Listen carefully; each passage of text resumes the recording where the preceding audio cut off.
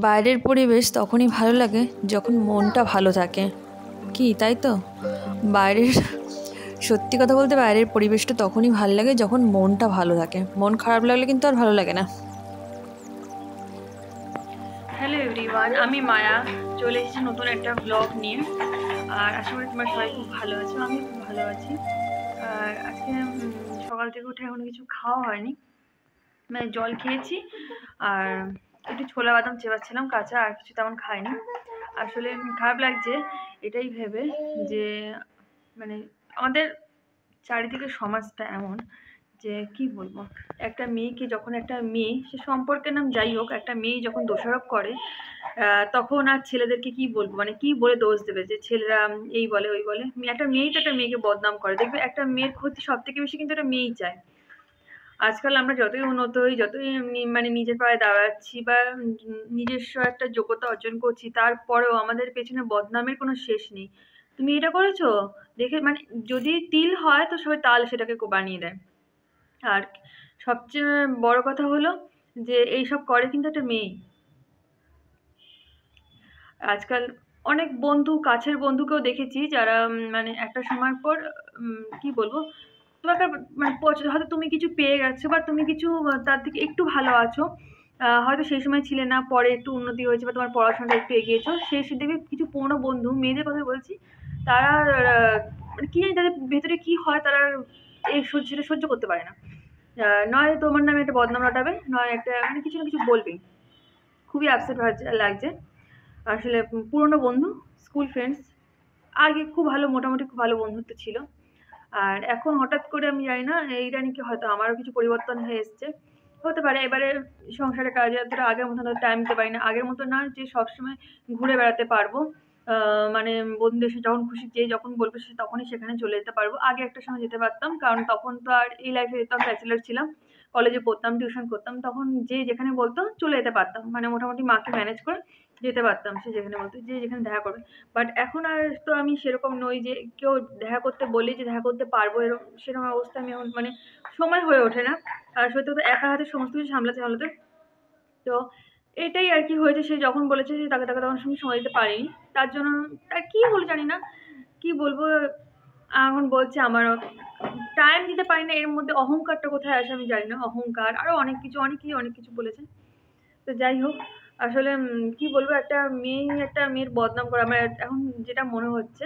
এছাড়া আমি দেখেছি, যখন দেখবি পাড়াতে কিছু জেঠিমারা যেমন করে আর কি আশেপাশে, মানে ওনাদের এত কোশ্চেন, যদি তুমি একটু রাত করে বাড়ি ঢুকেছো তো একদম তোমার ঠিক দেখে নেবে তুমি কখন ঢুকছো বাড়িতে। মানে মারা যতটা না খোঁজ খবর না রাখে, আশেপাশের লোক ততটা রাখে। তো এগুলো তো মানে ভীষণ ফেস করেছে, আর এখনো দেখছি, দেখেই যাচ্ছি। মানে পাল্টাতে পারবো না আমি জানি ঠিকই, কিন্তু যাই হোক, এখন আর উত্তর দিই না সব কথা সবাইকে। অনেকে অনেক কথা, বন্ধুদেরও দেখছি কিছু কিছু পাল্টে যাচ্ছে। এখন নিজেকে না বড় একা লাগে, অনেক বন্ধু বান্ধব এত পাল্টে গেছে বিয়ের পর দেখছি। আর সত্যি কথা বলতে ভাবছি যে কি জানি, বন্ধু বান্ধব বলতে সেরকম এখন আর তেমন কেউ নেই। অনেকের বিয়ে হয়ে গেছে, তারা ব্যস্ত হয়ে গেছে, কথা বলে টুকটাক তারাও ব্যস্ত। কিন্তু অনেকের বিয়ে হয়নি, তারা তাদের লাইফ নিয়ে মোটামুটি কাজ বাজ করছে, তারাও ব্যস্ত আছে। আর কিছু কিছু বন্ধু একদমই পাল্টেও গেছে, জানি না কেন, কি কারণে। তাদের কি কারণ এক্স্যাক্টলি ওরা বলতেও চায় না যে কি হয়েছে, আমি কিছু বলেছি সময় দিতে। হ্যাঁ, হয়তো আমি আগের মতো সেরকম সময় দিতে পারি না, যতটা পারি দেওয়ার চেষ্টা করি, মানে দেওয়ার চেষ্টা করে আমি। ওরা যদি বলে দেখা করতে, আমি তাহলে বলছি বাড়িতে চলে আয়, কারণ এখন আর বাইরে সেভাবে যাওয়াটা হয় না, পসিবল হয়ে ওঠে না, ছোট বাচ্চারা এই সামনে বাড়িতে আসতে বলে। তাও জানি না কিসের সমস্যা এত হয়। ঠিক আছে।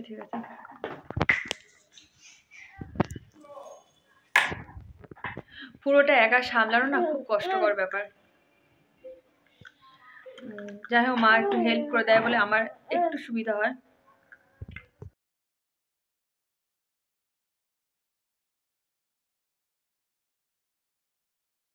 ওর মতন খেলা করছে এই বোতলগুলো নিয়ে, আর এই নতুন বোতল আগের দিন যেগুলো নিয়ে এসেছি সেগুলোই ওর এত ভালো লেগেছে, এগুলো নিয়েও খেলা করছে। জানি না কটা ঠিক থাকবে, জানি না। বোতল যদি ফেটে যায় বা ঢাকনি যদি একটাও ভেঙে যায় তাহলে এই বোতলগুলো আর কোনো কাজের থাকবে না। আর ওর এখন জেদ এগুলো নিয়েই খেলবে, তাই যাই হোক ও খেলুক। আর আমি বসে আছি পাশে, এখানে রোদও পড়েছে, তাই রোদের জাস্ট একটু রোদের মানে কি বলবো, গা গরম করছি। পড়ে আছে অনেক কাজ, মন ভালো নেই তাই কোনো কাজই করতে ইচ্ছা করছিল না। সকালে বাসি বিছানা এখনো গোছানো হয়নি, সবে উঠেছি, উঠে ওকে খাইয়েই দিয়েছি, ওকে রেডি করে দিয়েছি সোয়েটারটা পরিয়ে। এখন এই বিছানা গোছাবো, এই যে এখন এই বিছানাটা গোছাবো। বিছানাটা গুছিয়ে দেখে আমি কি খাই সকালবেলা, তো কিছুই খেতে ইচ্ছা করছে না, মনটা খুবই খারাপ লাগছে আসলে। আচ্ছা আচ্ছা খুলছি, আচ্ছা আচ্ছা আচ্ছা। মন খারাপ হোক মন ভালো থাকুক, মনের যাই অবস্থা হোক, সংসারের কাজ তো করতেই হবে, তাই লেগে পড়লাম সব কিছু গোছানোর উদ্দেশ্যে। কেননা রান্নাও বাকি আছে, দুপুরের রান্না, আর বাসি কাজবাজগুলো এই যে বাকি থেকে গেছে। আসলে সকালবেলা না একদম ভালো লাগে না ঘুম থেকে উঠে এগুলো গোছাতে। আর একটু বেলা বাজে, তখন বাজে 11টা বাজে, তখন এগুলো গোছাতে শুরু করেছি। আর এগুলো সব রোদে দিয়ে দেবো, বিছানার চাদরটাও পাল্টে দেবো। তো যাই হোক, মানে মনটা প্রচণ্ডই খারাপ, কি বলবো, ভীষণ আপসেট হয়ে পড়েছি ব্যবহার দেখে। জানি না এত তাড়াতাড়ি মানুষ কী করে বদলে যায়, আজকাল মানুষ এত তাড়াতাড়ি বদলে যাচ্ছে যে মানে তাদের সঙ্গে তাল মিলিয়ে চলা খুব মানে কি তাড়াতাড়ি বদলে যাচ্ছে কি জানি কেন, যে কি বলবো, আগে 2 দিন আগে একরকম ছিল, 2 দিন পরে আরেক রকম। যাই হোক, চাদরটা তুলে দিলাম, অনেক দিনের বাসি, অনেক দিন বলতেই 2-3 দিন হয়ে গেছে, তা পাল্টে দেবো চাদরটা। আর ও কাঁথাটাও তুলে নিয়েছি, যে একটা বিছনায় পাতা ছিল, তো ভাবলাম যাক একটু রোদে দিয়ে দেবো এগুলো সব। আর এই যে ও খেলা করছে, আমি সমস্ত কিছু তুলে নিয়েছি, তুলে যেহেতু আবার ধোয়া চাদর পাতবো আর কাঁথাটা একটু রোদে দিয়ে দেবো, তো সেই জন্য। তো সকালের টিফিন কিছুই করিনি, তা অনেকটাই বেলা হয়ে গেছে, তাই জন্য এই যে ডিম পরোটা করতে গিয়ে কেমন যেন একটা হয়ে গেছে, শক্ত শক্ত, মানে খুব একটা ভালো হয়নি রান্নাটা, দেখো।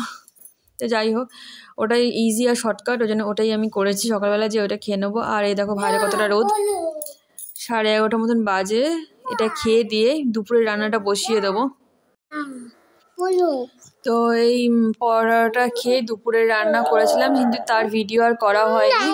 তো দুপুরের মেনুতে ছিল পেঁয়াজকলি আলু ভাজা আর কুমড়ো আলুর তরকারি। তো এই ছিল আমাদের দুপুরের মেনু। কেমন লাগলো অবশ্যই জানিও।